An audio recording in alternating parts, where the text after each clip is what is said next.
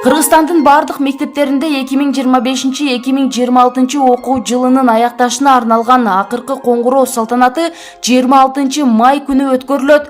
Баткен райондук билим берүү бөлүмү билдиргендей, райондо быйыл 783 окуучу 11-классты аяктап жатат. Алардын 23-ü артыкчылык күбөлүгүнө жетишишти. 9-класста 1668 бала бүтүүдө. Бүгүнкү күндө билим берүү жана илим министрлиги, ошондой эле жергиликтүү бийликтин буйруктары чыгып, салтанатты ийгиликтүү өткөрүү колго алынууда.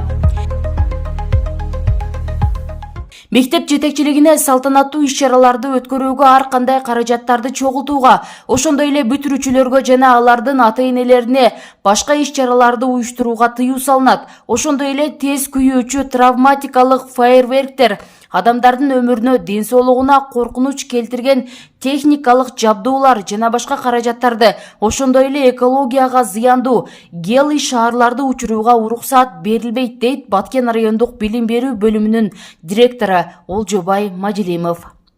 Буйрук чыкты, ошол буйрукта эгерде бул буйрук аткарылбаса, анда ушу тиешелүү жетекчи болобу, мугалимдер болобу, булардын баарына ошол тиешелүү даражада чаралар көрүлөт.